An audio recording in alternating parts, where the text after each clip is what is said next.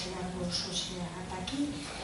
Seguimos con ese ciclo que chamamos M68, marzo do 68 galego e maio do 68 francés, que en realidad é casi unha disculpa para falar das revolucións, para falar deses 50 anos, do que significou naquele tempo, pero tamén para facelo en clave de presente.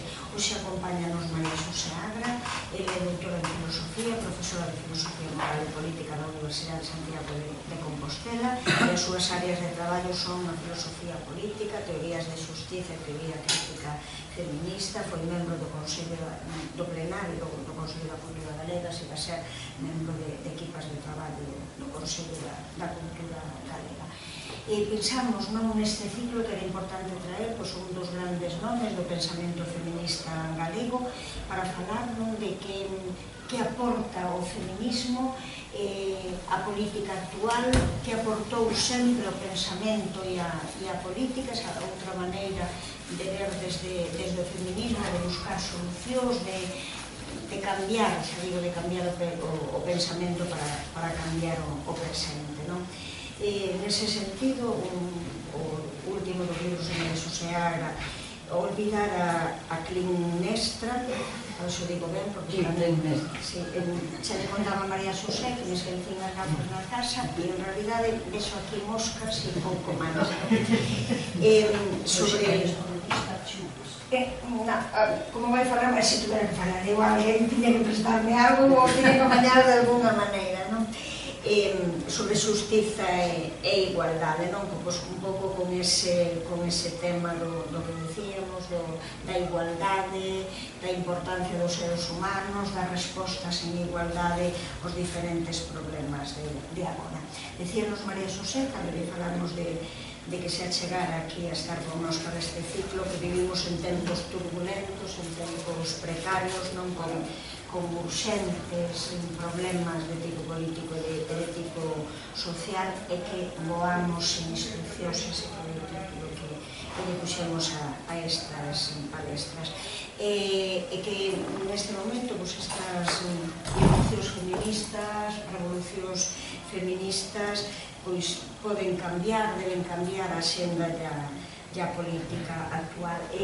Neste ciclo de palestras, na semana pasada, tivemos aquí a Antón Losada, que falaba desas revolucións que quizás non nos damos conta que estamos a vivir neste momento. Falaba de tres grandes movimentos revolucionarios e un deles referíase, non podía ser outro xeito, ao marzo, o 8 de marzo, a ese momento en que eu creo que aqueles que somos ensinantes sabíamos que estaba pasando algo, porque notábamos nas aulas como as mozas eran as primeiras que saían á rúa diante de calquera grave problema, de calquera agresión, de que se veía que estaba vendo aí un movimento que creíamos seguramente, ou quizás para aqueles que non temos grandes ollos ou grandes maneiras de ver o que está pasando, pero sabíamos que estaba pasando algo coas mozas máis novas. Por tanto, eu creo que tamén é unha satisfacción nestes tempos precarios e que a veces parece que camiñamos cara atrás en vez de avanzar, pero ver que existen mozas capaces de ponerse aí, de verlo na reivindicación, non que sexa en pedir un cambio importante. Así que, María Xosé, moitísimas gracias por chegarnos ata aquí e a vos, veciñas, por cambio. Boa tarde e moitas gracias por convidarme a falar aquí. Hai moitos anos que tiña falado xa de feminismo de Alexandre Bóveda, pero xa non lembro moitas xa choveu. Grazas tamén pola vosa presenza, que moitas amigas, e o que vou a decir, moitas xa o sabedes, o que vou tratar é un pouco de ver que aspectos son importantes, que nos urxe, e avaliar entre todas que é o que nos compre facer, e ademais facerlo canto antes. Pero quixera comenzar con unha perplexidade, que foi atoparme co rótulo do ciclo, porque claro, o rótulo é provocador, pero porque invitarme unha profesora de filosofía baixo un rótulo de pensar xuntas non, claro, me pareceu unha provocación, tuve que lerlo 2 veces e contrastar que quere decir o lema do ciclo, non? M68, pois sí, pero pensar xuntas non, claro, precisamente o que quero apuntar é que un dos problemas que temos é que temos que pensar e moito frente a unha sociedade que está penetrada por aquilo que é un dos rasgos fundamentais do neoliberalismo, que é non pensar, senón consumir, entrar en todo o que sexa mercado, hasta as partes máis íntimas dos nosos corpos, que se poden meter, que non está do todo, e claro, é difícil contrarrestar eso cando todo apunta a que interesa unha sociedade que non pense. Entón, espero que sea unha provocación. Hoxe feito un paréntesis, en realidade é unha pintada dese maio do 68 parecino, e tiña ese significado que nos gustaba, porque pensar xuntas non, empurrar xuntas sí. Entón era, non temos que pensar igual, ainda que sí que podemos pensar xuntas, pensando diferente, pero era que persoas distintas pensando cousas e cada diferentes, pero dispostas a loitar pola igualdade ou por o que fose esa idea de xuntar, pero non ter razón esa pero pensar así. Se non aparecera a arroba e fora solo o lema do 68, pois poderíamos darle unha volta, e agora veremos o 68 moi brevemente, pero posto así, con unha arroba, e empurrar, a mí me parece unha palabra fea. Para que vamos Temos aquí un debate. Claro, entón dixen, bueno, que será unha provocación, e empurrar significa que vas a forzar unha persoa ou unha cousa, e eu creo que eso non é o sentido do pensamento feminista ni do movimento feminista. Nós non queremos empurrar. O empurrar parece que quita de ti, que me poño eu, sal de aí. Nós temos, eso que vou a tratar de demostrar, o feminismo é un pensamento, é un movimento, e ten uns objetivos e tivo claros objetivos. Entón, aí xa tiven esa primeira encontro, o encontronazo, e pois estuve a punto de poñer un título que xogara con eso, pero creo que se ese responde a M68, eu creo que me sinto máis cómoda con isto de voando sin instruccións, que non é meu. Isto é unha expresión de Nancy Fraser, que é unha das teóricas da xustiza feministas máis importantes e que agora pois está tendo bastante eco na prensa, porque é moi crítica co feminismo e está insistindo na línea que a mí me parece que é importante, e que ela aporta desde a súa concepción da teoría. Voando sin instruccións, ela utiliza esta expresión nun texto xa dos primeiros que escribeu sobre a xustiza social e política, e se refería a como pensamos despois nunha etapa chamada ela post-socialista, é dicir, ca caída do socialismo real e co relato, digamos, do socialismo, que pasa? Pois que voamos sin instruccións, porque de alguna forma, mentras estivo ese relato así en grandes líneas, que pasaba? Pois sabíamos que se expiraba que houvese unha revolución que acabase co capitalismo e tiñamos unhas instruccións. Desde o momento que eso desaparece, tanto desde o terreno do pensamento como da acción, voamos sin instruccións, e eso non temos que pensar que é algo malo. Eso é importante. Voar sin instruccións ten un sentido, poderíamos entender un sentido negativo, que non temos unha construído como tiñamos antes. Si facemos isto, tiramos isto, chegamos a isto, e hoxe o que sabemos é que hai que construir eso e que non temos unhas instruccións claras, directas, que digan, si facemos isto, tiramos con todo. Pois tiramos co Palacio de Inverno, ou ca Bastilla, ou co que sexa. Creo que ese aquí estaría un dos elementos a considerar e que afecta moi importantemente o feminismo, e outros é o propio Maio do 68. O Maio do 68 non foi feminista, pero si sentou as bases, porque si vemos os líderes, os discursos, pero fixo, diríamos, a última revolución, que non foi unha toma da revolución no sentido tradicional, pero sí que abre a cambios moi importantes que poden ser equiparables ao marcho do 8. É dicir, que o sentido da revolución o temos, pero sin instruccións. As instruccións temos que ir dándolles nun sentido que a mí me gusta sempre rescatar a única muller que está no panteón dos marxistas ilustres, pero que a convirten nunha icona e pasan dela, que é Rosa Luxemburgo. E para Rosa Luxemburgo o importante é a capacidade de comenzar. Eso é o que supón unha revolución, é dicir, unha ruptura e a capacidade de un novo comenzo. E, en ese sentido, a súa propia discusión sobre a espontaneidade da revolución pois está alimentando hoxe tamén en boa medida a unha serie de pensadoras e pensadores en este sentido de que voamos sin instruccións, que estamos ante un novo comenzo, non quere dicir que non haxe pasado, senón que temos que enfrontarnos e ver como podemos non empurrar, sino ir a aquilo que o movimento feminista desde o comenzo, e o pensamento feminista igual, tiña claro, que é un movimento de transformación social e política.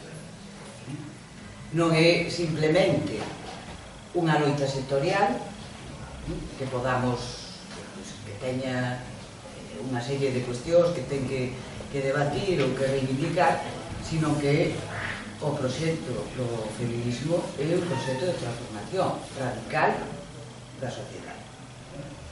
E, polo tanto, en ese sentido, a revolución está en marcha. Temos que ver que supón unha revolución en marcha dentro dos parámetros de que xa non podemos pensar a revolución como en outros tempos, que eso é un dos legados do Maio do 68, que fixo un cambio, e tamén ese punto de inflexión na nosa historia recente, que é a caída do muro de Berlín, que altera de forma clara o que antes estaba máis ou menos configurado como dous bloques, e que hoxe dá paso a unha etapa dun capitalismo financiero globalizado que parece que é a única alternativa e que nos plantea tamén algunhas cuestións importantes respecto de si temos que derrocar, como se decía antes, o capitalismo, ou si temos que pensar en como transformar a sociedade sin saber o que vai a vir despois. Porque unha das preguntas que podemos ter, logo no debate se pode comentar, é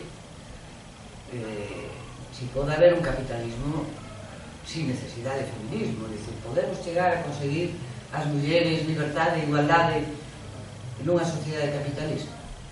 Pode ser, non? O capitalismo, cando decimos é patriarcal ou heteropatriarcal, que significa? Esas son preguntas que podemos facernos, non son retóricas, pero si entendemos que significa isto de voar sin instruccións, non podemos contestarla, nem podemos estar pendientes do que virá despois, senón de aquelo que nos queremos transformar xa e mudar. E se algo podemos ter a estas alturas claras é que, sobre todo, nun momento político como está hoxe o feminismo, non temos garantía de que o que fagamos non teña consecuencias imprevisibles, nin temos, e o acabamos de ver aquí, que quen pensaba que iba a ter unha legislatura, pois en cuestión de 24, 48 horas, ese é o terreno da política. Cando estamos nun momento político forte non temos garantías, porque aínda que as mellores intencións se fan cousas que poden alterarse.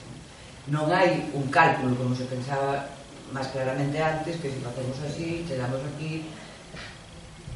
A política é un pouco máis complexa e máis confusa en este sentido. En este sentido, eu creo que vivimos tempos turbulentos, con indicadores que son francamente moi malos, non? Si vemos, pois non sei, a Trump, ou vemos o que está pasando en Italia, o que pasou con Grecia, se miramos Latinoamérica, bueno, son tempos turbulentos, pero somos nosos, temos que pensar aquí agora, e a cuestión está en ter algunhas claves que permitan mudar esa situación, mudar unha sociedade e un sistema social que está con unha crise multidimensional, porque non é só unha crise económica, é unha crise ecolóxica, unha crise social, unha crise política, non? Tanto, nos toca pensar, eu penso, en eso son optimista, creo que todas as generacións, cando teñen que enfrontarse á súa realidade, pois, lle parece que todo é complicado. A nós se nos parece moito máis complicado porque vivimos uns anos pensando que isto nos iba a unha especie de burbulla, non? Con toda esa caída dos grandes relatos, a caída do muro, que parecía que todo falou do primeiro mundo, fundamentalmente, non? Que en outros lados sempre estuveron dependendo e baixo a explotación do primeiro mundo. Ben,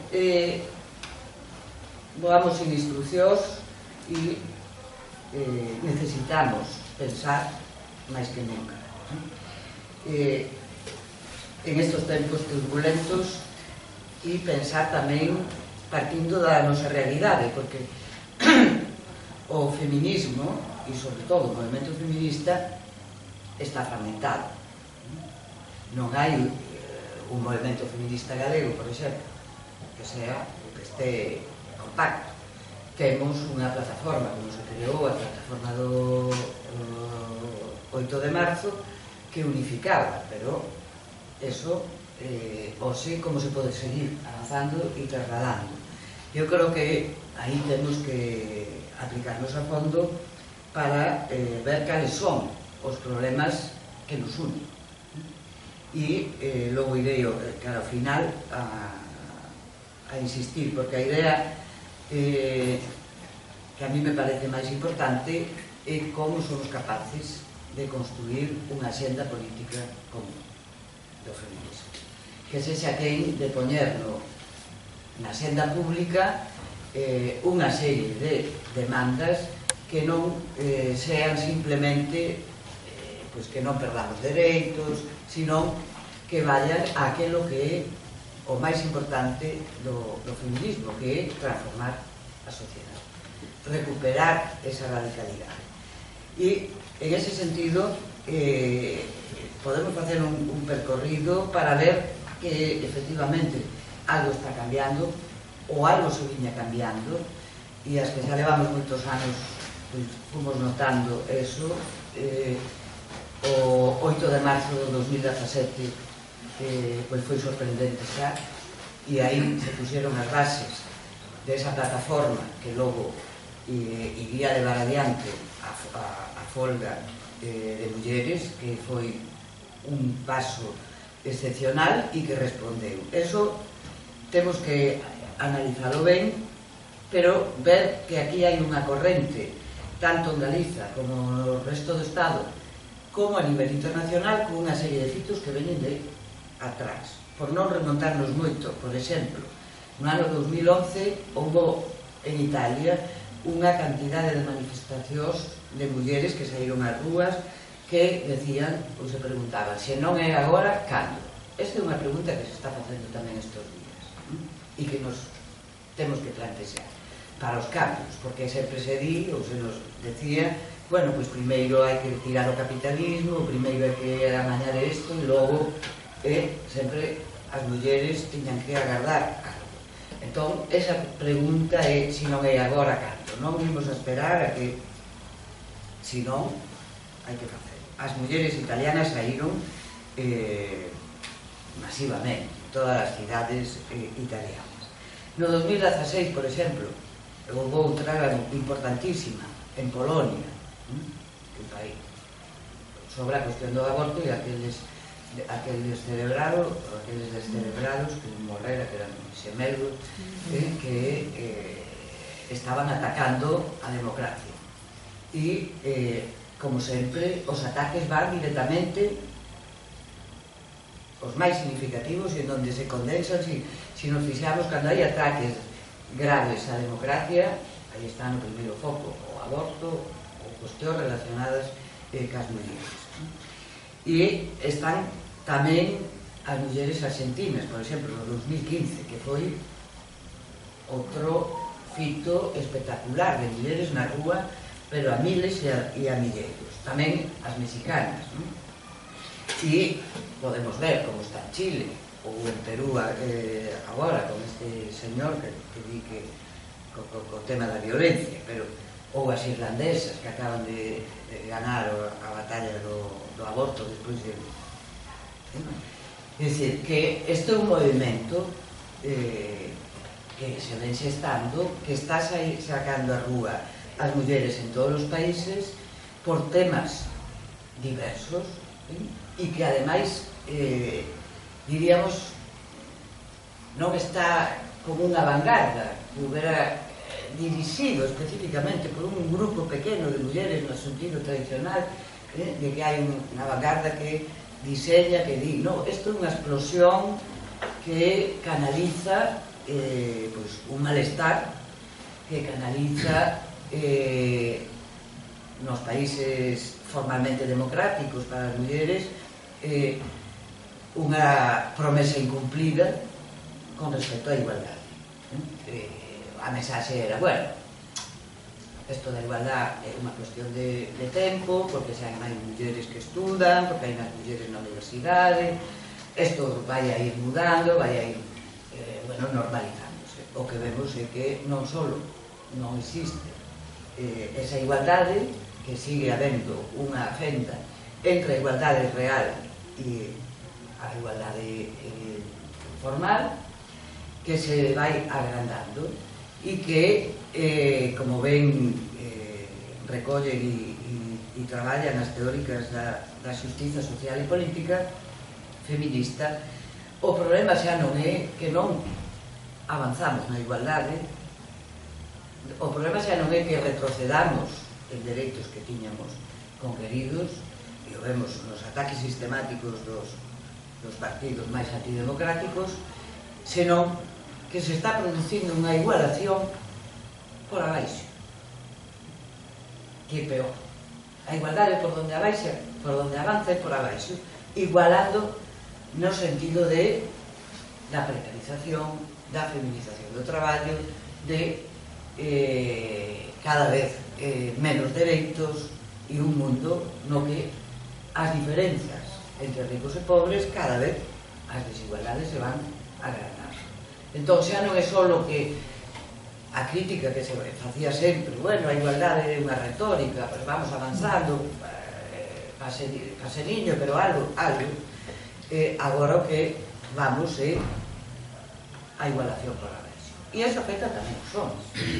O proceso de feminización e de igualación por abaixo é como se está movendo o traballo. E o traballo cada vez é máis precario, e é precario para todos. O colectivo e grupos de mulleres van a estar máis precarizadas, pero se pensamos no modelo de traballo típicamente femenino, un traballo flexible, un traballo mal remunerado, un traballo por horas, o mesmo traballo na casa, e, polo tanto, ese é o modelo que se está exportando. As mulleres o van a sufrir máis, e en algúns casos podemos ver como mesmo son as mulleres e aquí logo volverei sobre eso, as que están sostendo a familia, algo que antes era solo esporádico e que supón tamén os cambios que se están dando. Si continuamos con estos datos, basicamente temos que ver que efectivamente no 2017 que gaña Trump hai unha marcha de mulleres en Estados Unidos impresionante, pero pensemos que en 1997 en Filadelfia saliron millóns de mulleres á calle e moitos centos de mulleres, milleiros de afroamericanas que ponían tamén sobre o tapete as diferencias que se daban entre a muller blanca de clase media que se vía como se dice, frenada por eso que se chama o teito de cristal, ou algúnas din o teito de aceiro, e que eso generaba unha onda importante do feminismo e as mulleres racializadas, as mulleres que estaban en outra situación de traballo e que querían manifestar que hai que recoñecerlle as súas os seus problemas e integralas e o feminismo negro ou o que logo vai a ser o feminismo postcolonial ou o que temos hoxe o feminismo indígena ou máis perto de nós. Non temos que mirar moi lonxe o feminismo xitano, das xitanas que se están organizando e que non queren tampouco que se fale por elas, senón expresarse como mulleres xitanas feministas e que nos sitúan tamén con o noso propio, digamos, a nosa propia cota de racismo, porque todos e todas decimos que non somos racistas hasta que nos chega o momento, e está claro que aquí na sociedade galega por lo menos temos aí unha cota importante e o feminismo ten que dar cabida ás mulleres que se expresan e que queren expresarse como feministas desde a non racialización. Decía, isto a raíz do movimento que se xenera en Estados Unidos e esa marcha de 1997 que foi espectacular e que dá pistas tamén para entender o movimento do Me Too, porque xa unha muller feminista afroamericana, Tarana Burke, xa utilizara ese lema. O Me Too eran as mulleres afroamericanas, nós tamén. Pois ese lema é retomado e vemos como vai a ser empregado con muchísima forza en unha parte importante que sitúa no primeiro plano cuestións como a violencia contra as mulleres, os abusos e quedaría, diríamos, esa outra parte importante que ten que ver co traballo, ca precarización, ca racialización e non solamente co que moitas feministas cuestionaron, por exemplo, se había que votar ou non a Hillary Clinton e como Hillary Clinton representaría ese feminismo do teito de cristal, que as mulleres hai que empoderalas para que vayan escalando, para que rachen teito de cristal. Si lemos o que está saindo na prensa estes días con isto e o lío que eu agora pensaba nun taxi, por suposto viña escoitando a COPE, non? Para variar. E estaban, foi o treito de aquí ao obelisco da estación, do tren. E viña alborizadas, porque fixeron un sondeo que parecía eso de ministras e ministros. Un escándalo. Que eso era unha chorrada, que bueno, o discurso que sempre, non? O sea, que houvesen dito ministras e ministros, e vemos que eso é unha das partes que a prensa se encarga constantemente de estar metendo o dedo e non ir ás cuestións fundamentais. Ou outras cousas que vemos é que se trata de rachar o teito de cristal. Entón, temos que rachar, efectivamente, que rachar o teito de cristal, que, insisto, moitas veces é de aceiro, non é de cristal. E pensemos, por exemplo, no mundo da universidade, que eu coñezo ben, pois os anos que levamos, veu a crise e as mulleres acceden menos. Se vemos a ratio de catedráticas, non fai falta máis que ver os datos das rectoras que hai 4 das 60 e pico de universidades que hai, e curiosamente creo que son 2 na privada, na universidade privada, non na pública, é indicativo, non? Claro, os números hai que entenderos. Se isto da igualdade fora así, pois efectivamente, como hai máis mulleres, como se accede máis, pois tería que automáticamente proxectarse arriba, non faría falta nada especial, non? O mesmo nun consello de ministras e ministros, non? Por que é tan sorprendente que poda haber 11 mulleres ministras? Hai que justificar que son mulleres que teñen unha valía, ou podemos decir, a velas hai, hainas. A cuestión é ter vontade de buscar en cada momento as persoas e a muller. Pois sempre se pensa en homes, non? Ben, hai outras cousas importantes que temos que estar atentos e atentas, porque, por exemplo, pouco se fala das mulleres combatentes. E a mí é unha cuestión que me interesa moito, porque as mulleres sempre estiveron presentes en todas as revolucións, as mulleres sempre estiveron no campo de batalla, en primeira línea, na retaguardia, ou como sexa, e se pensamos nas grandes revolucións, que temos a Revolución Francesa, ou temos a Revolución Rusa, ou as que coñecemos mellor, e a Revolución China, as mulleres están en primeira línea. E despois, cando a revolución empeza a intentar cambiar a sociedade, desaparece. E parece que as mulleres estamos destinadas a, diríamos, a empurrar e despois a que nos tiran da silla e a nos.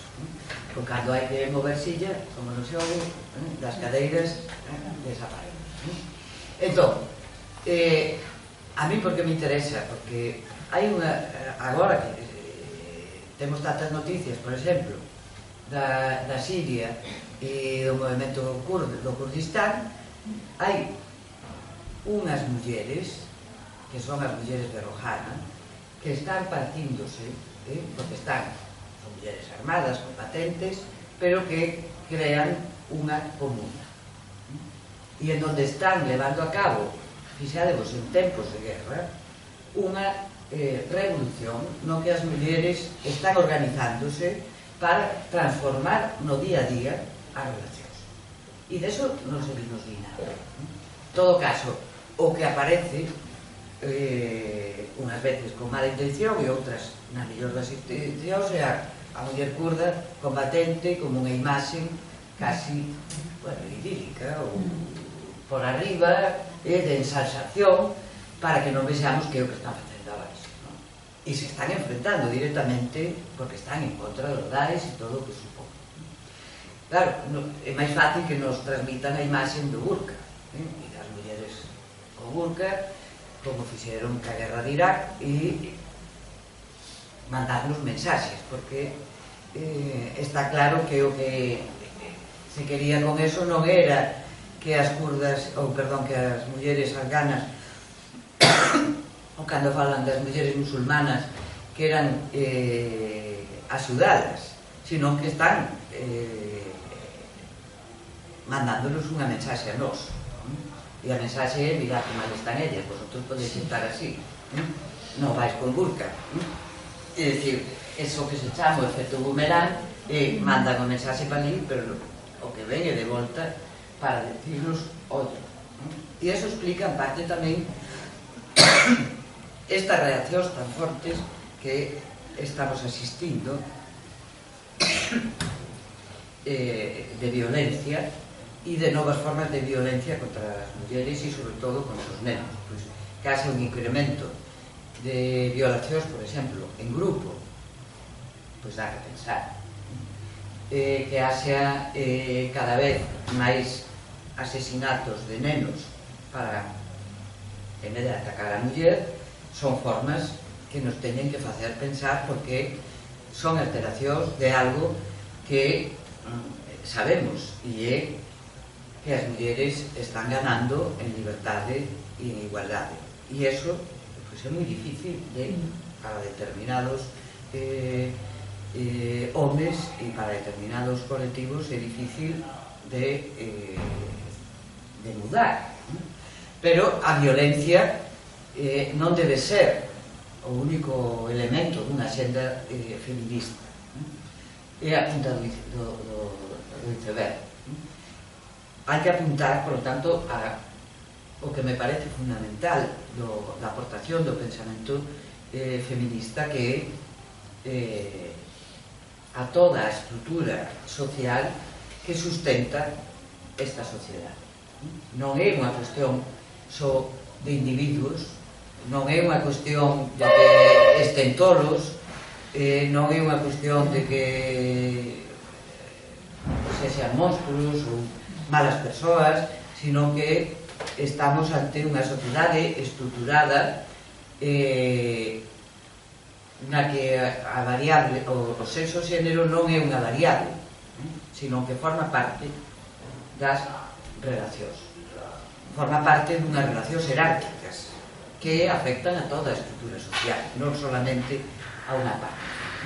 E aquí é onde é importante pensar, porque, fixadevos, os lemas que se empregaron masivamente tanto en Galiza como en España como a nivel internacional, as movilizacións da folga de mulleres eran: se nos paramos, todo se para, e paramos para cambiar o todo. Aí estábamos pensando, e o que dá que pensar é justamente esa chamada de atención sobre en que está basada a nosa sociedade. Porque se paramos as mulleres para todo.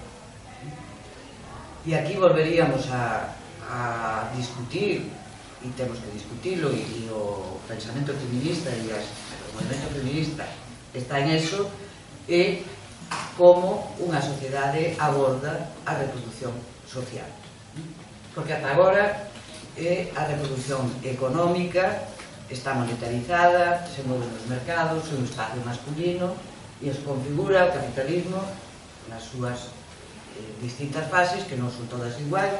Non é igual o capitalismo do 19, que o capitalismo do estado do benestar, que o capitalismo financiero e globalizado ao que nos enfrentamos hoxe. Pero o problema, desde os anos 70, que pon sobre a mesa o feminismo é precisamente o debate sobre por que se sustenta unha sociedade, e a sociedade capitalista en particular, na que hai toda unha serie de cuestións de reparación do día a día, de crianza, do que chamamos a reproducción da vida física, de alimento, de sustento, de cuidado dos dependentes, de traballo que non é pagado. E iso era algo que estaba moi claro no movimento feminista dos 70, que cuestionaba, e houve un debate fundamental co marxismo precisamente porque a revolución económica só se sustenta sobre unha revolución social que é gratis e que además trata de manterse separada como se foran dous ámbitos distintos, que non un é o sustento do outro, e que, por lo tanto, se invisibiliza, se escurece ou se utilizan diferentes argumentos. Pois un é o que xa sabemos, o argumento da natureza, porque as mulleres están por natureza, as mellor dotadas para ese traballo, para esa cercanía, porque o saben facer moi ben, porque son uns anxos. Pode ser o argumento da utilidade, bueno, pois como sempre se expón, porque elas están máis cerca, bueno, pois entón é mellor.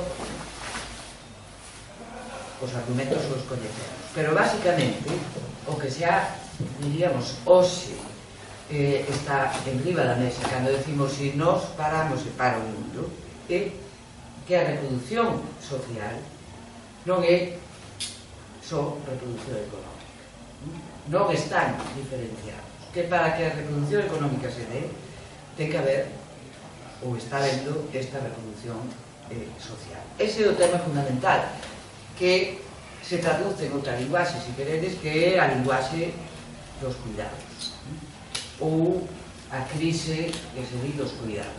Claro, a crise dos cuidados fundamentalmente nas sociedades desenvolvidas no primeiro mundo, porque se pasa cada vez máis no primeiro mundo a un modelo de familia que di Nancy Fraser tamén de dous proveedores. O modelo anterior era o do salario familiar.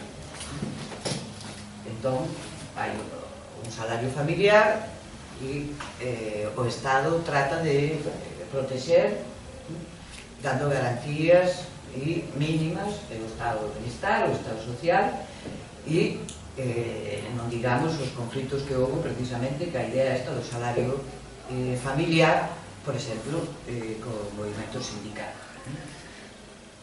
Eu sempre digo, se algo tan simple, tan básico como a igual traballo, igual salario, non está aclarado, que será con cousas que non se ven, porque eso diríamos é cuantificable. Se a fenda salarial cada vez é máis forte, entón, isto do salario familiar tamén implica o movimento sindical, porque era o home que tiña que traer o salario familiar. E con eso todas, digamos, as loitas sindicais estaban pensando en que les negocian desde esa perspectiva. Esta última empresa e tamén significativo este que non lle quere pagar as traballadoras porque convenio con traballadores, bueno, pois sin comentarios, non? É dicir, que me interesa, a cuestión é que elas non cobren igual, o sea, buscamos o saltamos o grito o que faga falta, non? Unhas veces porque o di, outras veces porque non o di. Claro, aquí tamén temos que ver quenes son os movimentos aliados cos que temos que transformar, e o feminismo eso ten claro. Decía que o feminismo, sobre todo nos anos 70, tiña moi claro que había que ir contra un sistema que se basaba no traballo non pago. E aquí houve debates importantes, non só co marxismo, sino no interior do feminismo, sobre se había que pagar as amas de casa, se tiñan que ter un salario, se había que facer comunas, se había que tirar ca familia tradicional e co matrimonio, e había que abolir a familia. É dicir, aí hai un debate todo que o que remove precisamente e está ponendo en riba da mesa é o problema que ten que abordar toda a sociedade, que é o problema da reproducción social. Somos seres dependentes, somos seres que necesitamos alimentos, somos seres que enfermamos, somos seres que temos problemas. Quen se encarga disso? Por que se adjudica unha parte e ademais eso non se monetariza? Cal é o problema? Que co estado de benestar si se vai a monetarizar. O estado de benestar vai a externalizar a través de garderías, a través de servicio doméstico, de empregadas domésticas, aquilo que en principio era cometido na etapa anterior, pensado digo, na etapa anterior ao capitalismo. En outras fases da historia, se botamos a vista atrás, vemos que as mulleres sempre pensaron, sempre traballaron, e que sempre estuveron nas loitas, que non podemos pensar en unha historia así lineal. Houve momentos máis importantes. O capitalismo e o estado de bienestar que o que fai externalizar e, polo tanto, tamén mercantilizar unha serie de cuidados. Co retroceso que supón a crise económica e a nova forma do capitalismo financiero e global, que é o que nos atopamos? Nos atopamos con unha familia con dous proveedores que depende agora de dous salarios e de dous salarios que moitas veces non dan para vivir, ou os que si o teñen teñen que enfrentarse a quen se vai ocupar da reproducción social. E quen se ocupa? Mulleres migradas que veñen de outros países e que establecen o que Rothschild chama unha cadea de cuidados globais, que será por primeira vez, digamos, claramente na historia. Hai unha cadea de mulleres do primeiro mundo ao terceiro, en donde as mulleres se van a ocupar das tarefas domésticas e son mulleres as que están nos seus países de origen ocupándose das tarefas desas mulleres. E se fai unha cadena global de cuidados. Hai outra cadena que tamén ten visos de ser bastante estrutural, que é a industria do sexo e a trata, que son globais, non son puntuais, e esos son alteracións importantes a hora de pensar os problemas que temos. Temos un problema, por tanto, de como organiza a sociedade os cuidados. Ese é un problema económico fundamental. Non se pode pensar xa a economía sin ter en conta que hai unhas relacións xerárquicas homes-mulleres e que hai que reorganizar a reproducción social, porque eso afecta a vida económica, que non se pode sustentar sobre a gratuidade. Eso ten un custe e hai que ponerlo en riba da mesa e hai que ver como nos organizamos. As economistas feministas levan moitos anos xa pensando en que se pode facer con esto. É un problema, por lo tanto, estrutural e un problema de xustiza social e política. É un problema de tratar de que desaparezcan aquelas desigualdades que son fundamentais e que están enraizadas en un sistema económico e político que estruturalmente ten unha grella de sexo xénero. Eso é sistemático e estrutural. Por lo tanto, os cambios teñen que ir aí. Despois, cada quen, a título individual, pode organizarse como queira, pero estamos falando de cambios que respondan a esta demanda de un movimento feminista e de mulleres mundial que afecta a mulleres racializadas, a mulleres precarizadas, a mulleres que están en situacións de exclusión total, a mulleres pobres e que, diríamos, aparecen por todos os lados. É dicir, eso non está diseñado por ninguén que pensara e agora vamos a facer isto e aparece. Mais ben, diríamos, o movimento está aí, os problemas están aí e a nós nos toca pensar desde aquí e como configuramos unha xenda política que poda ser común, porque o feminismo sempre estivo atravesado por polémicas e por cuestións, pero conseguiu unha xenda común, pode ser de máximos, pode ser de mínimos, pero por aquelas cuestións que valen directamente a transformar a sociedade. Transformacións que podemos intentar e que tampouco sabemos, porque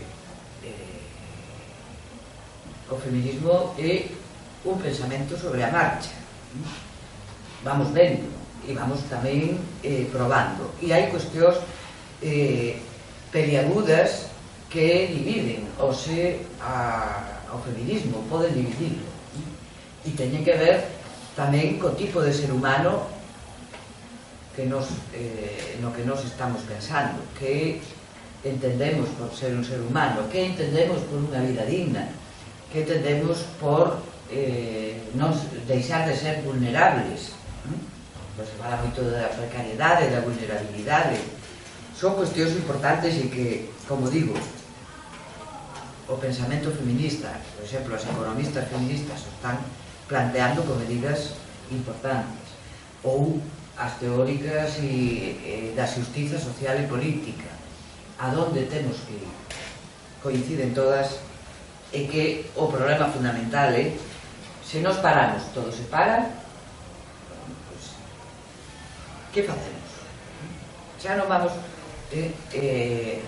podemos coller aquela pregunta das italianas, e por que non? Dicir, pois paramos e tratamos de organizar agora, non temos que esperar. A que vamos a esperar? A que caiga quen caiga, non? Dicir, aquí, que medidas como feministas podemos ter nunha senda común, política, que poña no debate político os puntos fundamentais que nos queremos, que se debatan públicamente e que cambien a nosa sociedade. Fixadevos que temos tamén mensaxes que necesitamos pararnos a pensar en unha sociedade que non quere que se pense, e que todo é apurado, e todo é a ritmo de Twitter, e todo é a ritmo de WhatsApp, todo é aquí, agora, un poquillo e te mato, se pode ser. E en que temos que ver tamén? Pois, en esta revolución feminista, que pasa? Pois que se apunta ao feminismo todo o mundo. Ahora todo o mundo di que é feminista. E que a igualdade escoitamos tamén beneficio aos homes. Home, sí, pero se eso le vamos dicindo desde... Pero que significa? Pois tamén aí vemos como hai que estar atentos e que as palabras están cargadas e as expresións están cargadas, porque non é o mismo que diga esta escritora Chimamanda Adichie, dice todos deberíamos ser feministas, xa o dixo Ayuso, ¿no? Pero ela está apuntando a xustiza social e política, porque quenes defenden posicións progresistas de democracia radical non son feministas e aplican a xustiza social e política. Pero hai outros, un moi famoso que anda por aí, ao parecer, solo vin que o citaba, é un tal Michael Kimble, que di que a igualdade de xénero di que beneficia a todos, incluso os homes.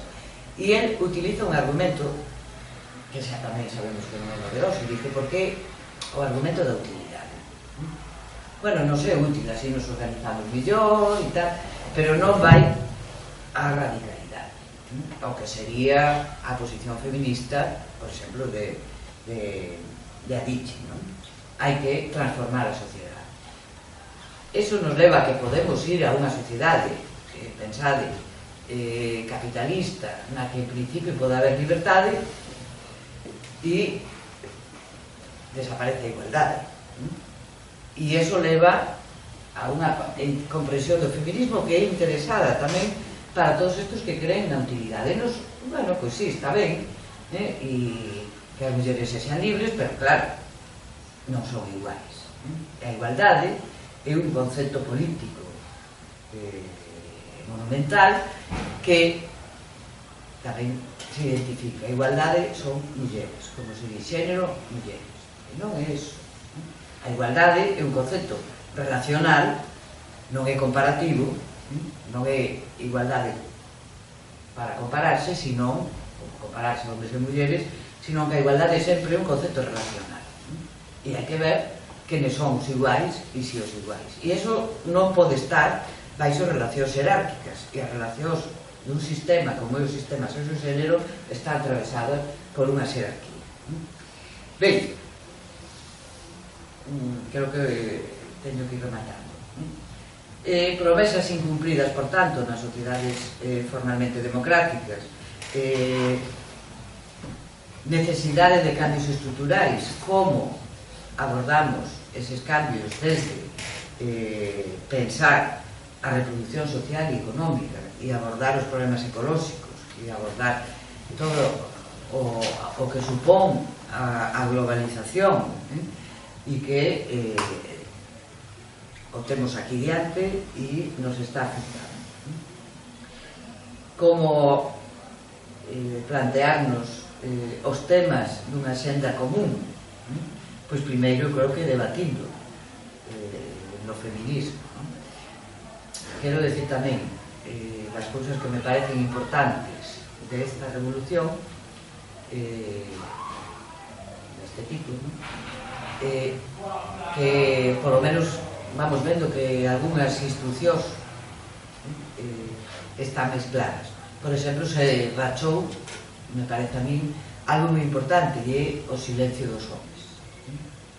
E estamos vendo como os homes cada vez se pronuncian máis, rachan o silencio, e non sei, a expresión pode ser, ainda que sea pola parte de arriba, pois os académicos estos de ciencias sociais que din que non están nunha mesa se non hai mulleres, e xa van uns cuantos que renuncian e que obligan.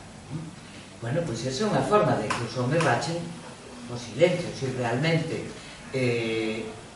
están polo feminismo, temos que manifestalo. Non vale. Eu sempre poño exemplo e me sorprende na universidade, os meus colegas, pois sale o último libro, agora está moi de moda o antropoceno. Entonces están todo o día falando do antropoceno, ou de cuestións de ecoloxía, ou do último. Ahora, sale un libro importantísimo como de Nancy Fraser, por exemplo, sobre a xustiza desde a teoría feminista, eso nos adxudica a todos. Claro, eso non pode ser. É dicir, eso é negar a legitimidade do saber feminista. E o feminismo é un pensamento, o feminismo é unha teoría, e unha teoría no mellor sentido, ou na mellor definición que dá Marx de teoría, que é a autoclarificación das loitas e dos anhelos do presente. E a nós nos toca autoclarificar as nosas loitas e cales son os nosos anhelos, os nosos desexos como movimento feminista, e aos nosos colegas e compañeros o mesmo. Tan críticos son ante a teoría e resulta que nos arrinconan e nos deixan eso para nós. Creo que o que se están dando conta é que esa época se pasou. Creo que ese é un dos aspectos importantes que temos que apuntalar para que se impliquen máis e que se produza realmente unha transformación ou se vaya producindo unha transformación na dirección que nos pensamos que é unha loita por unha sociedade máis justa, máis igualitaria e máis libre, porque se queremos volver a outras fórmulas non necesitamos apuntarnos a eso. Ben, para rematar e deixar un pouco, hai uns aspectos da xenda común, de como podemos esta enerxía toda concentrala en construir esa xenda común, tratando de dirimir as discrepancias, tratando de traballar en alianzas, non só dentro do feminismo, sino tamén, como digo, con outros movimentos sociais, que sexan emancipatorios, que teñan ese interese transformador da sociedade. Temos que xuntar esforzos, e por eso pensar xuntos sí, porque os retos son intelectuais e son prácticos. Non é ninguén vai a ter a varita máxica que poda solucionar.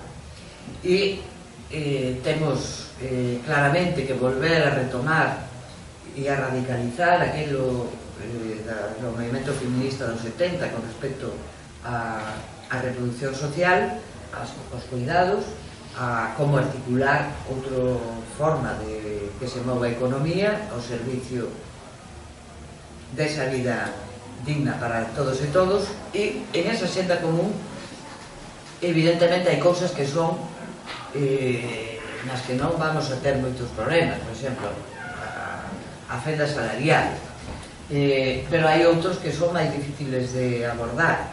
Xenéricamente, por exemplo, tamén estamos co tema da violencia, pero non podemos facer que a violencia sexa o único tema ou que canalice todos os problemas. Temos que abrir. Hai un moi importante que está aí e que sae de vez en cando, pero que é fundamental e ten que ver con estas cousas, que é a maternidade.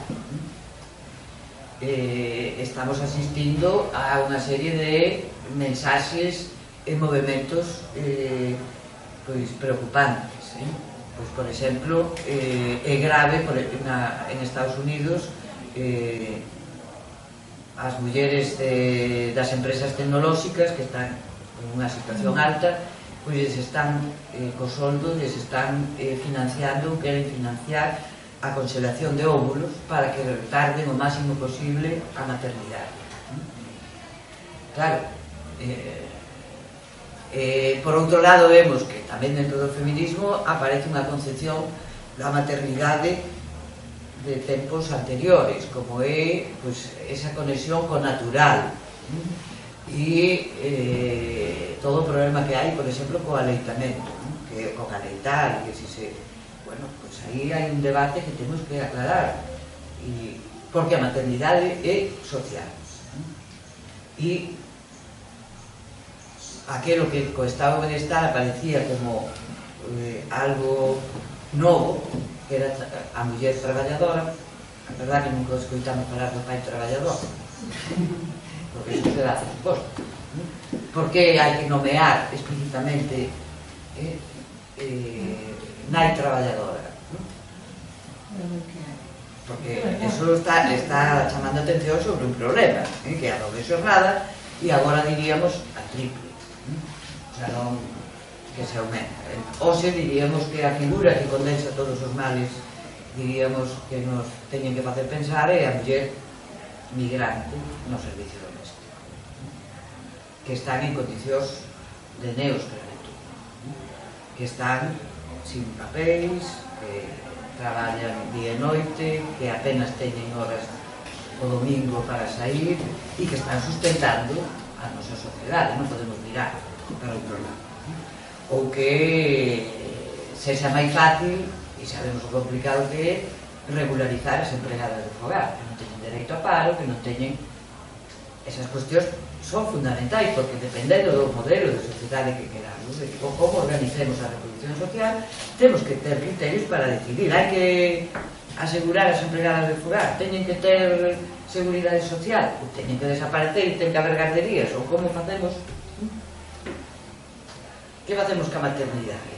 Hai unha línea que di que os pais que non teñen que ter permisos, que a nai e o vínculo ca criatura, e que haxa permisos para aleitar hasta...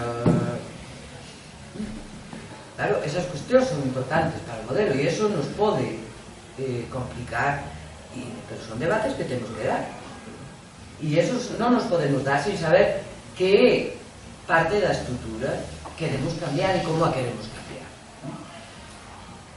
Parecen tonterías, pero son fundamentais. Non bastan políticas públicas ou políticas que se chamen de xénero. As políticas do cambio teñen que ser políticas feministas, que teñen esa idea de transformación.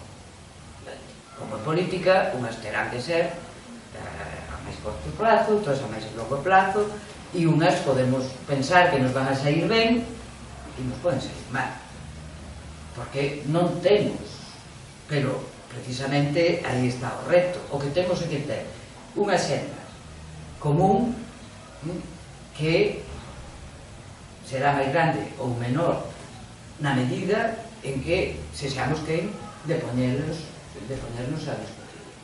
Entón, se non facemos eso, eu creo que todo isto non é que desapareza, pero vai a ser ralentizado e vai a ser sometido a grandes campañas de imaxe, a decir isto de que a igualdade é moi útil para todos e non os cambios profundos dunha sociedade que vemos cada vez está máis precarizada, que está cambiando e que non nos valen as categorías tradicionais que tiñamos e non caer en trampas que nos leven a unha situación peor. E en ese sentido,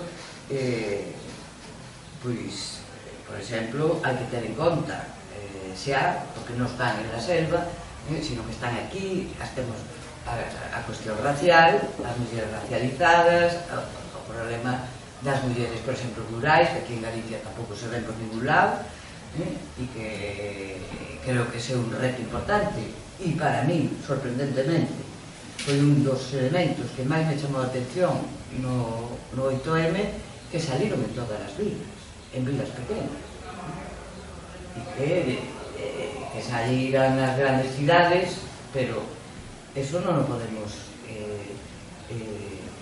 deixar que quede ralentizado. Aí hai xa, e habrá que mirar tamén que demandas se plantean desde esas mulleres que viven en outras condicións, que son labregas, que teñen outros problemas, uns similares, outros diferentes, pero eso só é posible se se constitúe unha senda común.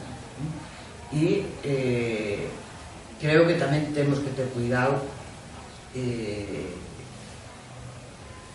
na medida en que o neoliberalismo entrou moito, e entrou en todos e en todas, non intentar facer unha reflexión que non nos leve por esas líneas neoliberales. En todo caso,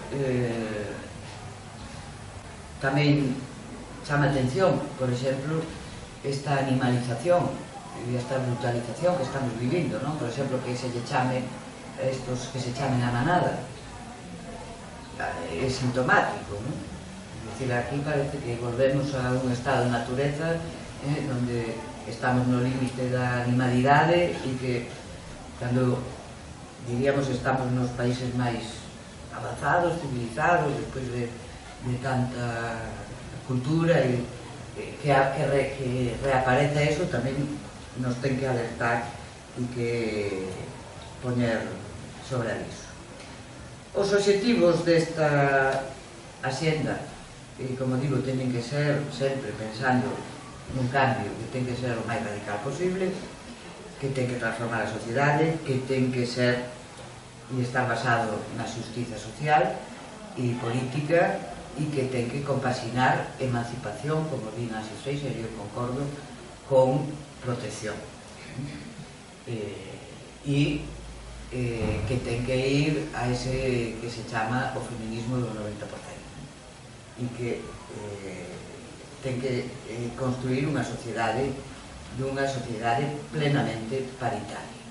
E paritaria non é no sentido das cuotas, sino nun sentido moito máis profundo da paridade nas relacións que todos e todas teñamos, que outro é un igual. E iso que nos parece unha cousa tan normal, sabemos que recoñecer que outro é igual nos cuesta moito en todas as relacións da nosa vida. Na vida moral todos decimos iso, todos somos iguales, como digo os cristianos, todos somos iguales ante Dios, pero logo aquí en esta uns máis e outros menos. Entón, a paridade plena en este sentido, a participación de todos como pares e non a través de relacións xerárquicas. Bueno, non sei, isto é un pouco que isto de pensar xuntas non, empurrar xuntas non.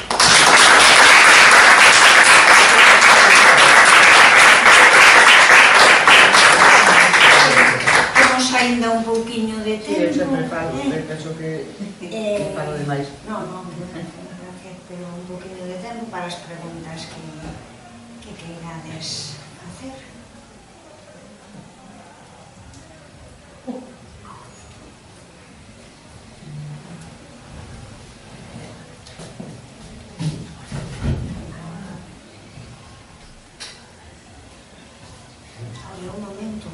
non sempre podemos contar aquí que é unha teórica do feminismo, unha teórica, unha pensadora non teórica, parece que aí lle temos que dar unha volta, e agora xa estou eu aí pillada. Falabas en algún momento de que a loita polos dereitos sabemos como unha liña ascendente dentro da sociedade occidental capitalista, pero que había, e concordo, outras sociedades máis antiguas ou diferentes con diferentes grados de liberdade as mulleres. E como nos podes decir un pouco por aí? Bueno, porque a veces coñecer o diferente, coñecer o distinto claro, pode aportar ideas, non? Claro que hai que coñecer, o feminismo ten traballado muitísimo as historiadoras na reconstrucción histórica e todas coinciden en que isto non foi un progreso. Houve momentos históricos importantísimos, por exemplo, a que está ahora tamén que intervindo moito e que é moi coñecida, a Silvia Federici, con Calibán e la bruja, que é un texto que o que fai é mostrar como as mulleres as convirten en bruxas para usurparlle, entre outras cousas, o saber médico, por exemplo. A apropiación, eso, Julia Varela tiña escrito non se chama o libro de Varela sobre a muller burguesa, como hai unha expropiación dos saberes das mulleres que pasan logo á universidade e a ser masculinos. Por lo tanto, aí non hai un avance, aí hai un retroceso. E iso está comprobado. Non podemos pensar que as mulleres estaban en la prehistoria frontal. Bueno, as prehistoriadoras xa demostraron tamén que hai ciencia ficción para adiante, pero ciencia ficción para atrás cantidad, porque só lle falta poñer a la prehistórica un bolso e unos tacones. Están transportando para atrás imágenes que son posteriores, ¿no? Entón a ciencia ficción tamén funciona como nos reconstruyen e como en Atapuerca que aparecería a familia como se existiera a familia. Bueno, pois sabemos que houve familias, que a familia non é igual a familia que se construe como familia sentimental moderna que a familia burguesa, que a familias ósea, non? E que eso non é algo natural, porque tamén o feminismo o leva dicindo, se fora tan natural, pois o Estado non tiña que intervir, e o Estado intervén na familia, pois di, quen se casa, en donde, con quen, e a que dereitos lle dá, e dicir, pois se non chega a intervir, apaga e vámonos, non? Se fora algo tan natural, non teria que intervir o Estado para determinar todas esas cuestións, ou se falamos de familia. E despois hai outro problema, que o que si operou é esa linealidade de progreso cos dereitos. Cando entramos na linguaxe dos dereitos, entón, vamos, se sigue unha línea e os debates sobre a cidadanía e a partir de Marx, que é o texto clásico de cidadanía e clase social, el di, o século XVIII dereitos civis, o XIX políticos, o XX sociais, que coinciden co estado de Estado. E a eso se lle seguía sumando dereitos culturais, dereitos ecolóxicos. Claro, cal é o problema? Dereitos económicos, que eso iba como se fora un piso, non? O problema é que chega a crise e el piso se derrumba. Xa non é que podamos darlle unha guardilla, ou poñer arriba un chiringuito, sino que esa lógica dos dereitos non opera. Mais ben, vai caendo, non? E non sirve. Entón, digamos que estaríamos en un momento no que esa linguaxe tampouco nos sirve. Exactamente. Porque esa linguaxe específica dos dereitos está construída a partir de unha concepción de que vamos acumulando dereitos. Claro, pois temos papéis, temos ilegais, temos... Eso se atensiona. E quenes teñen dereito, quenes poden votar, quenes poden cobrar, quenes poden... A cidadanía se aparece desagregada en ese sentido. E ese é un todos os debates no que o feminismo ten intervido con unha forma moi seria, non? Ciudadanía para quen? Que ciudadanía? Onde? Entón empeza os debates e en ese sentido esta lógica dos dereitos co precariado xa non existe. Non sei se é su contexto. Sí. Porque eu teño a sensación, supoño que moitas, que levamos moitos anos que sí que hai avances e hai cambios, pero como que damos sempre voltas sobre o mesmo, non? Porque os problemas dos cuidados, o problema da maternidade están aí e si algo van modificándose as cousas, pero non tanto, ás veces, non? No, pero eu creo que ese debate que ás veces nos pode inspirar, o digo porque ás veces ver outras cousas nos pode inspirar de alguna maneira, non? Ou nos pode dar algo máis de ideas que a veces, cando estamos instaladas no primeiro mundo e estamos máis liberadas que ninguén, como non escoitamos ou non vemos outras partes, que ao mellor nos poden dar ideas para sair de círculos viciosos. Non sei se me explico. Sí, pero aí tamén hai un problema de base que e que agora se está retomando, que o problema é que o feminismo tamén se deixou levar por cuestións máis de tipo cultural e pensando que mudando os valores culturais se cambiaba. E o que pon de manifesto isto é que non basta ou non é suficiente e ou non se mudan tan facilmente os valores culturais. Entón, poñer iso tan en riba e non ir aos problemas de redistribución económica, eso é o que agora vemos máis claramente, pero todos estes anos e, bueno, pois hai tamén un debate que é máis fácil que o debate sobre os estereotipos, sobre claro, pero meterse un debate estrutural é máis complicado e entrar en problemas sobre as desigualdades é un problema social e político e hai que tomar decisións. É máis fácil, en moitos casos, estar discutindo sobre o problema das identidades, que eu non pinto que é un problema importante, que causa sufrimento a moitas persoas, pero non é o debate.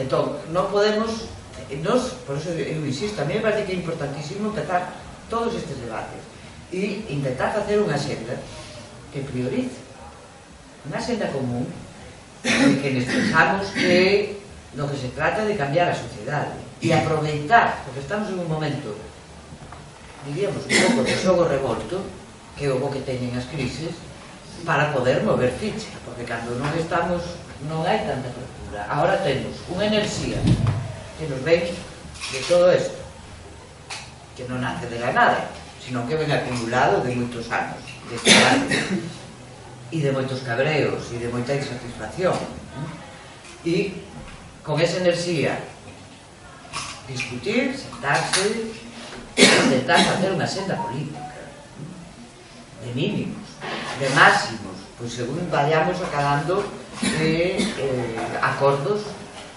que senón non vamos a volvemos outra vez a nos acordaremos todas, eu hasta que morra me acordarei desas manifestacións que nunca pensei eu en mi vida que las iba a ver, o cal tamén temos que ter claro que na historia voamos sin instruccións, ninguén pensaba tampouco. Houve algún científico, político, sociólogo que nos dixera que iba a caer o muro de Berlín ou que a URSS desaparecería. Si eso fuera tan fácil, seríamos forma. E xa non digamos a Mariano Rajoy la semana pasada como le cambió o mundo. Claro, é dicir, que o problema da política é ese, que hai que ser moi responsables e hai que tomar decisión. Non podemos decir, bueno, pero pienso e esperamos a ver por onde sale, se sale con barba San Antón e se non a Purísima Concepción. Non, é dicir, hai que intervir.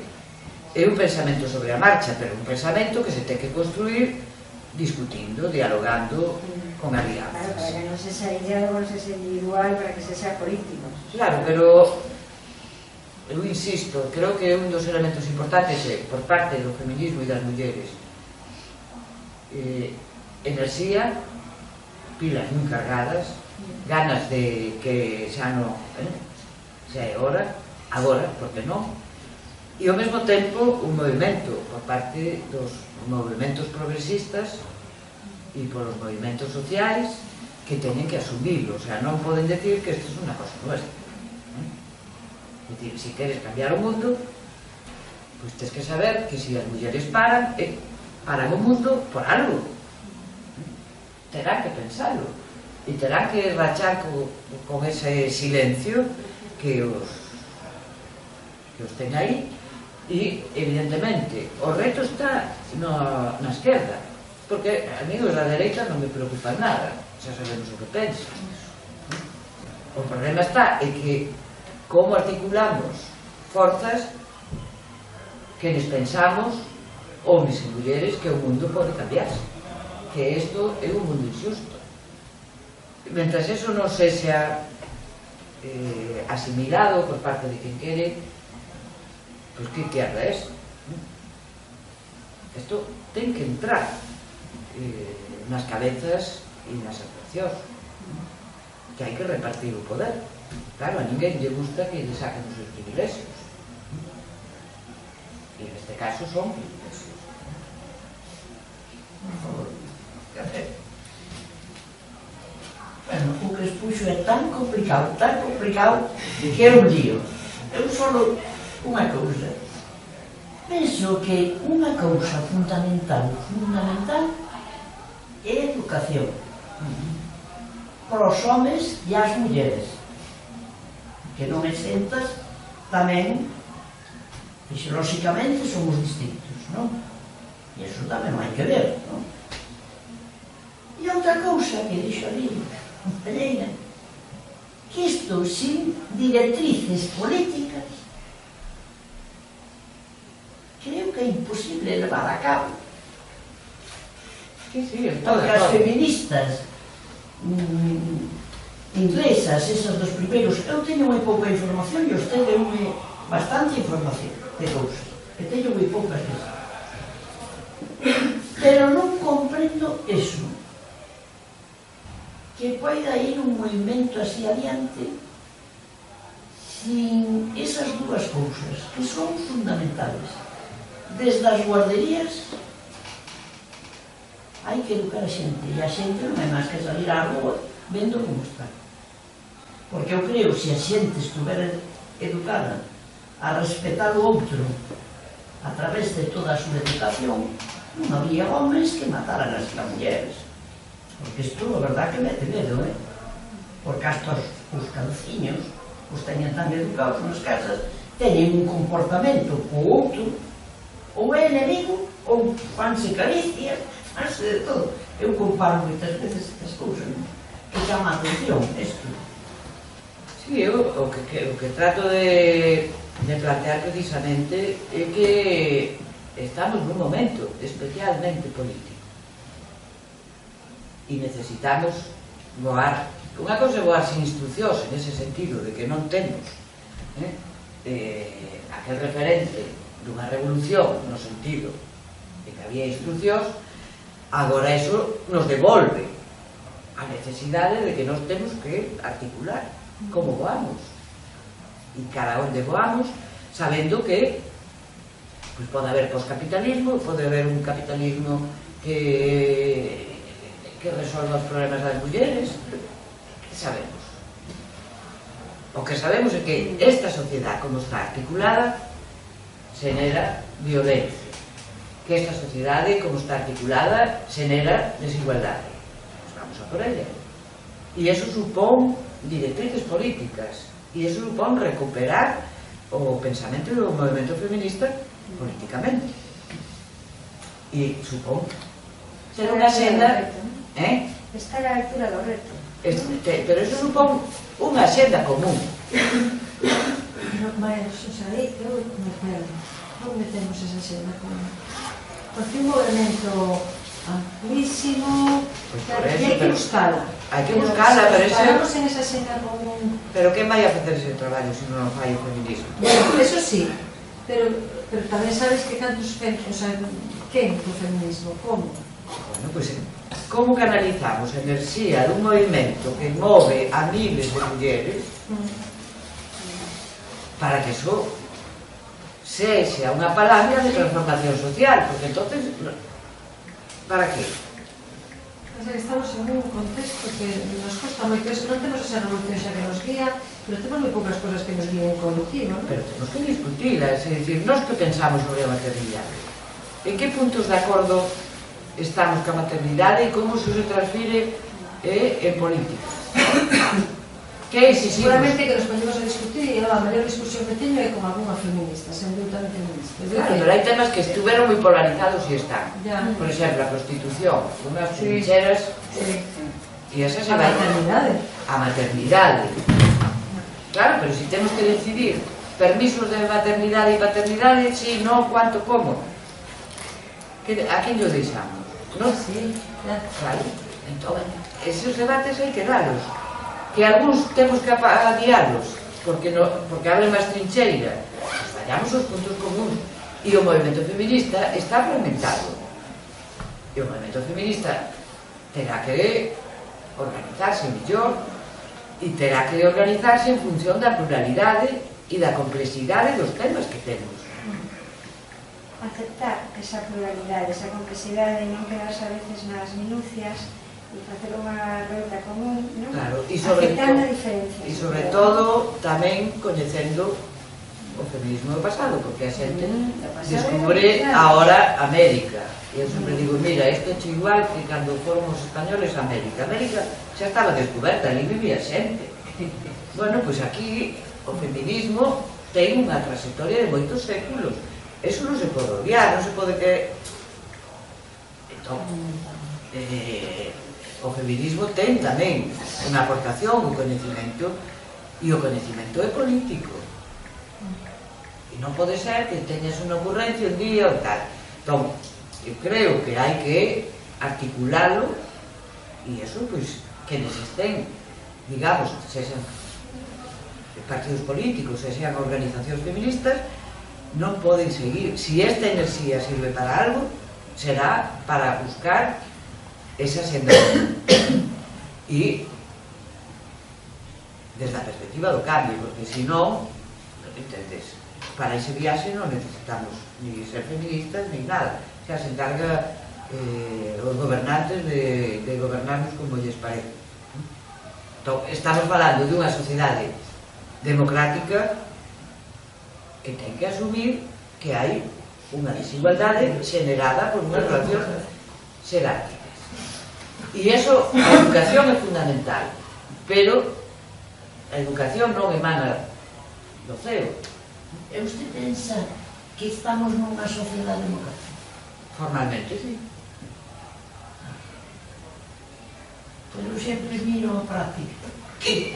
Porque se me quedo... Claro. Estamos en sociedades O formalmente código democráticas. penal ou civil pois pode ser bastante con lógica, con sentido común e todo iso. Pero despois aplico un cerebro dun señor ou dunha señora. E aí está o fallo. É moi complicado, Cholo. Pero, Sí. E tampouco estou de acordo que unha muller galega seña o mismo E sin educación máis. que unha muller de outros sitios. Neste Vai ser país distinto. perderse pues todo. eso é o que estou tratando de decir. Claro. Que temos que recoñecer e pensar desde a nosa situación. Por lo tanto, Pero non sabendo que hai outras mulleres que están aquí ao noso lado e que tamén son distintas.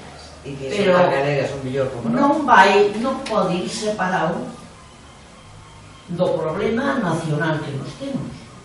Ou pode ir? Non pode ir separado de nada, porque Claro. hai algo. Pero xa non Temos- podemos meter máis. Xa, pero é que hoxe non podemos pensar en...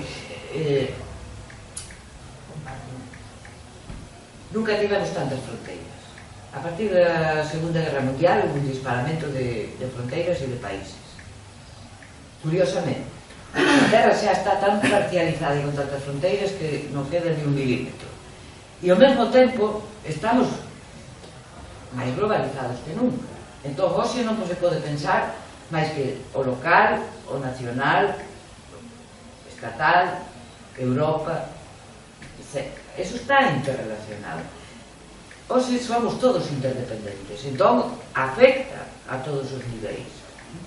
E non podemos pensar só para arriba, sino nas accións cotidianas, no noso máis inmediato, e aí, bueno, pois hai formas